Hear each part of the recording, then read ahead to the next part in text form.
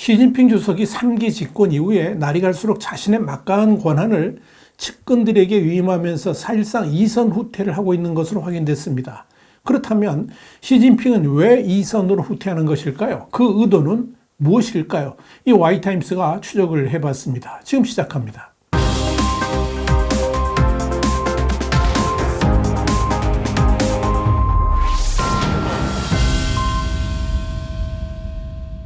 홍콩의 사우스차이나 모닝포스트는 21일 시진핑 중국 국가주석이 집권 3기에 측근들에게 더 많은 권한을 위임하고 있는 것으로 보인다. 그러면서 이는 자신을 드러내며 주요 문제에서 발자취를 새기려 했던 집권 1, 2기 때와는 달라진 것으로 시 주석이 지난해 10월 제20차 공산당 전국 대표대회를 통해서 3연임을 확정하고 자신의 충신들로 정부와 당 지도부를 꾸린 후 자신감이 생겼음을 반영한다. 이렇게 보도를 했습니다.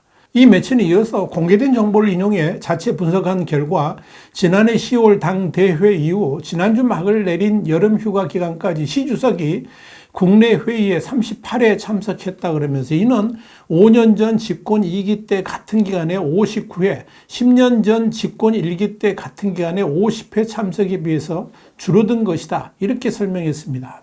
사우스차이나 모닝포스트는 이에 대해서 중국의 정치가 불투명한 가운데 최고 지도부 회의는 시 주석이 특정한 목표와 정책에 대해서 목소리를 내는 주요 플랫폼으로 그가 얼마나 깊이 해당 분야에 관여하는지를 보여준다 그러면서 그의 회의 참석이 적게 보도된 것을 봤을 때 그가 자신이 직접 발탁한 간부들에게 더 많은 권한을 위임한 것으로 보인다. 이렇게 분석했습니다. 시진핑 주석의 회의 참석 감소가 코로나19 팬데믹이 영향을 미쳤을 수도 있지만 지난 3월 양회, 그러니까 전국인민대표대회하고 중국인민정치협상회의를 양회라고 그러죠. 이 양회 이후에 모든 제로 코로나 규제가 폐지됐음에도 지금까지 시 주석은 국내 회의를 19차례 주재해서 5년 전 같은 기간에 26차례, 그리고 10년 전에 22차례보다도 적었다라고 설명했습니다. 지난 7월 이틀에 걸쳐서 열린 당 중앙군사위원회 회의는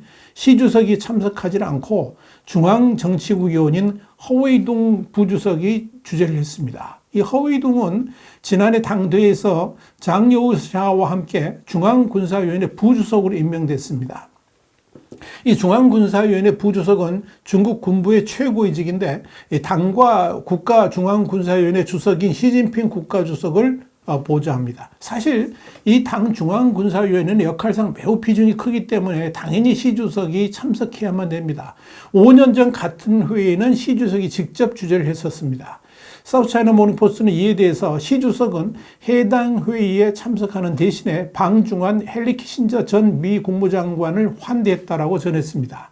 눈여겨볼 것은 키신저의 방중 일정은 중국이 잡았고 시 주석이 만약 중앙군사위원회 회의에 참석하고자 했다면 두 일정이 겹치는 것은 쉽게 조정될 수 있었을 것입니다. 결국 일정 문제로 시 주석이 중앙군사위원회 회의에 불참한 게 아니라는 것이 이 사우스차이나 모닝포스트의 설명입니다. 시 주석은 또 지난 3월 중국판 다보스 포럼인 보아와 아시아 포럼 연차 총회에도 참석하지 않았습니다. 2013년과 2018년에는 참석을 했지만 올해 행사에는 그가 발탁한 리창 총리가 회의를 주재하고 개막 연설을 했습니다. 이뿐 아니라 시 주석은 국제회의에도 덜 참석했습니다. 지난 3월 이후에 시 주석은 국제회의에 화상회의 3번을 포함해 가지고 30일에 참석을 했습니다. 반면 5년 전 같은 기간에는 38회, 10년 전에는 43회 참석을 했었습니다.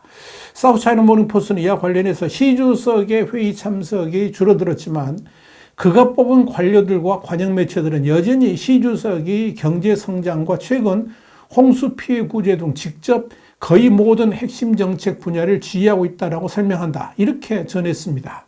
이런 가운데 시 주석이 과거보다 더 시간을 할애하는 것으로 보이는 분야는 지방시찰로 3월 이후에 22일간 광둥, 허베이, 산시, 스촨 등지를 둘러봤습니다. 이는 2018년에 13일, 2013년에 15일보다 더 수치가 늘어났습니다. 여기에 대해서 미국 시카고대 정치 전문가인 다리앙 교수는 사우스차이나 모닝포스트의 시 주석이 집권 1기와 2기 때는 회의 참석으로 자신의 존재감을 보여주고자 열심이었던 것으로 보였다 그러면서 이제 그는 밀실에서 일하는 것을 선호하는 것으로 보이며 자신의 권위가 굳건히 확립된 지금 더 편안해졌을 듯하다 이렇게 말했습니다. 그는 이어서 측근들의 중앙정치국 상무위원회 입성으로 시 주석은 그들에게 권한을 위임할 수 있게 돼서 지시만 내리면 되게 됐다 이렇게 덧붙였습니다. 또한 베를린 소재 싱크탱크인 메르카토르 중국학 연구소의 중국 분석가인 니스 구른버그는 시 주석이 중요한 자리들에 자신이 믿는 부하들을 앉힌 만큼 얼마나 자신감을 느낄지는 잘 알 수 있다 그러면서 그는 이제 다소 편한 상태로 이전보다 뒤로 물러나 앉아서 감독을 할 수 있게 됐다라고 말했습니다. 시진핑 주석이 여러 회의를 직접 주재를 하지 않고 측근들을 대신 내세우는 것에 대해서 3선 연임에 성공하면서 안정적 권한 확보라는 측면에서 느긋하게 권한 위임을 하는 것이다. 이렇게 볼 수도 있지만 이와는 전혀 다른 해석도 할 수가 있을 것입니다. 이는 지금 중국은 시진핑 주석이 느긋하게 2선으로 물러앉아서 여유를 즐길 만한 상황이 전혀 아니기 때문입니다. 중국은 지금 개혁개방 이후에 최대 위기를 맞고 있습니다. 경제는 사실상 퍼펙트 스톰 국면이라고 해도 좋을 정도로 암울하고 전망 또한 전혀 희망적이지 않습니다. 이런 상황에서 측근들에게 권한을 위임하고 여유롭게 지방 순신하고 있다면 이는 제정신이 아니다라고 말해도 과언이 아닐 것입니다. 여기서 눈여겨봐야 될 것은 시진핑 주석이 측근들에게 권한을 대거 물려주면서 사실상 2선 후퇴를 한 시점이 코로나 팬데믹 이후라는 점입니다. 노벨 경제학상 수상자인 폴 크루먼 뉴욕 시립대 교수는 지난해 11월 28일 뉴욕타임스에 기고한 글에서 코로나19 봉쇄 정책이 항의하는 중국의 시위를 언급하면서 중국이 코로나19와의 전쟁에서 패배했다 그러면서 그럼에도 이런 실패와 실수를 인정하지 못하는 것은 중국이 권위주의 정부이기 때문에 그렇다라고 말한 바 있습니다. 크루먼 교수는 이어서 시진핑 체제가 스스로 만든 함정에 빠졌다 그러면서 제로 코로나 정책은 지속 불가능하지만 이를 끝내는 것은 실수를 암묵적으로 의미하는 것인데 독재 정권으로서는 쉽지 않은 결정이다 이렇게 말을 했습니다.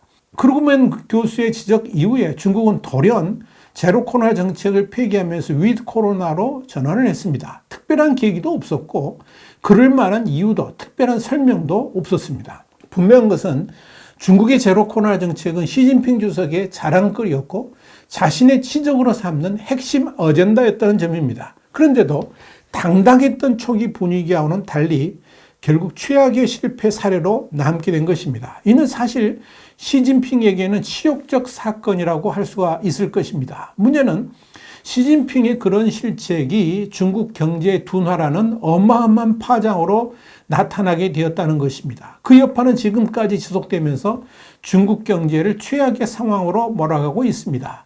만약 중국에 정당 체제가 도입된 자유국가라면 이미 정권이 도태되고도 남았을 것입니다. 그런데도 시진핑 정권이 유지되는 것은 1인 지배 체제이기 때문에 그럴 것입니다. 아마도 시진핑은 코로나 팬데믹과 지금의 경제 위기 상황을 보면서 자신의 한계를 뚜렷이 느끼지 않았을까 추론을 해봅니다. 그러나 중국에서 시진핑은 절대 무오류의 신적 존재죠. 이런 상황에서 회피하는 방법은 중요한 업무들을 자신이 아닌 제3의 손에 맡기는 것입니다.